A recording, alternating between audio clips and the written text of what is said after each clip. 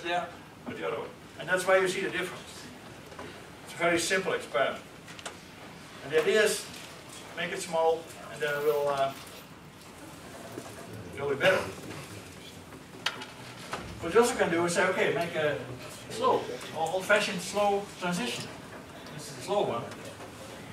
And I'll show you by putting it.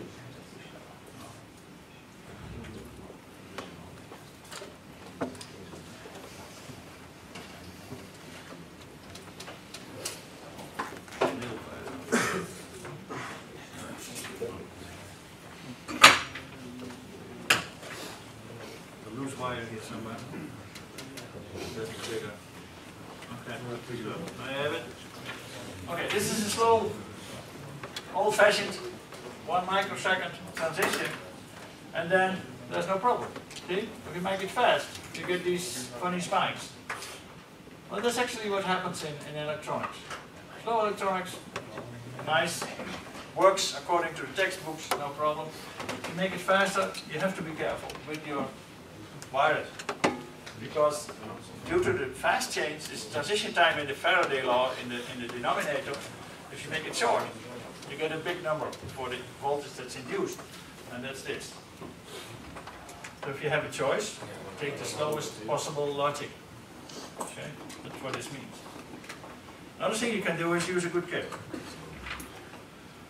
So instead of this, well, actually what you can see, the loop of the current, it's coming out of the signal generator, going through this red wire, going into this cable, and then a return current flows through the screen of this cable to this metal thing and back to the source. So that's the actual current loop, which is a big thing. Now if you take a real cable, like maybe this one, it could be a little better. See? There's almost no interference, a little bit.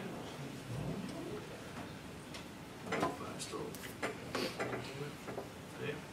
It's almost nothing. Then I can take this one, you know, the black and white one, which is not as bad as the loop, but it also has, it's an open structure. So it has a return wire, so it should be a little better. But you see, the spiking is coming back already. And the same for this. The spiking is some sort of sign you can use to see, okay, if I see that in my electronics, there's something I have to take care of. There must be a loop somewhere. When you go loop. And this is the one, well, this loop here, then squeeze it. Oh, it's not so good to see. Okay. And there's another thing. To take a longer cable.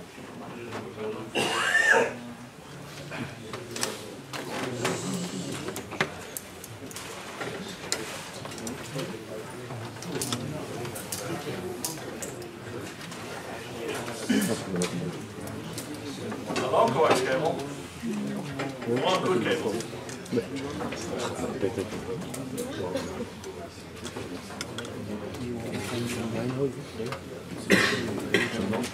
You see the signals, okay. And now we bring them close together.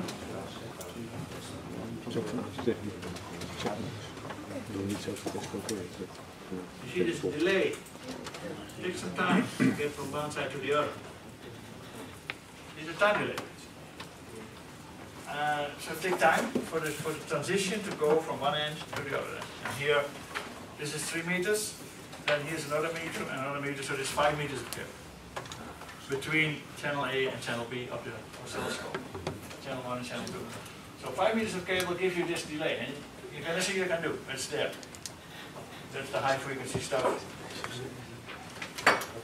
You go one step further, if you remove the load here, you get real high frequency things. So I take the 50 ohms out, open output, and now you get something like this.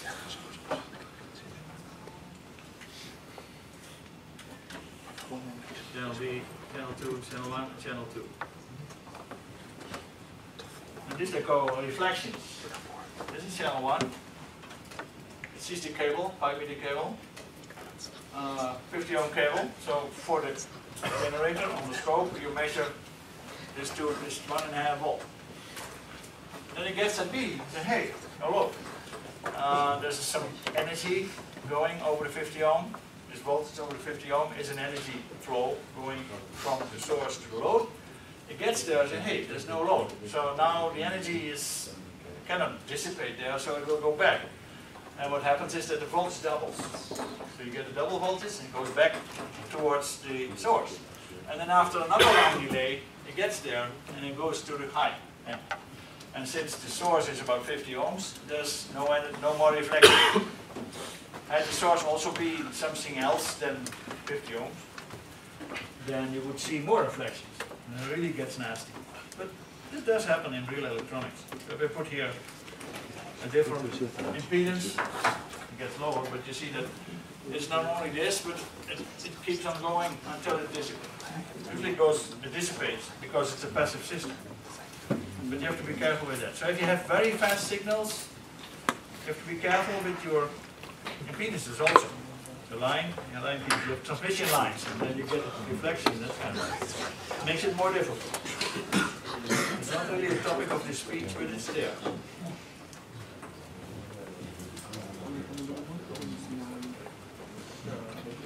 Okay, so all these things we see, make it small, make it big.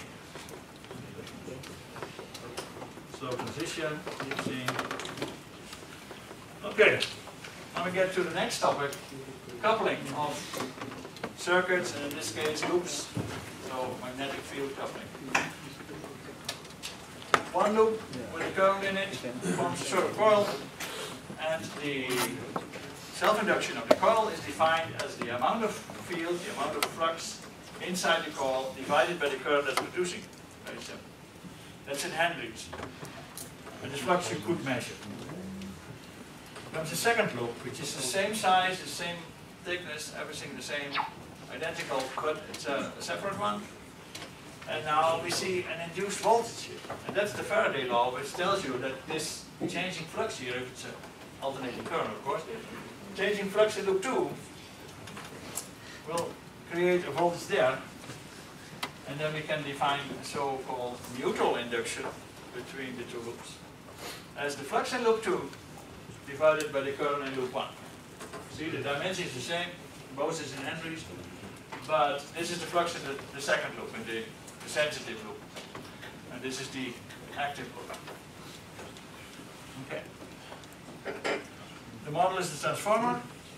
In a transformer, you want as much as possible. You want all the flux of loop 1 to be in loop 2 to get an ideal transformer. For EMC, it's usually the opposite. We want to remove loop 1, make it small. Remove loop 2, make it small, and separate them. That's to get as little as possible from one side to the other. Okay.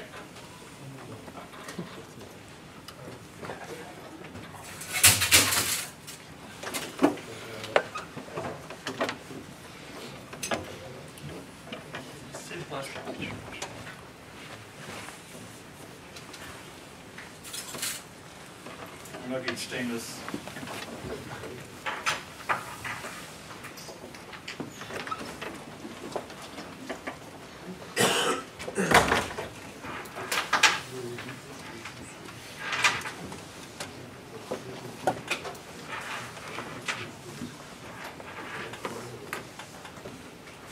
Okay.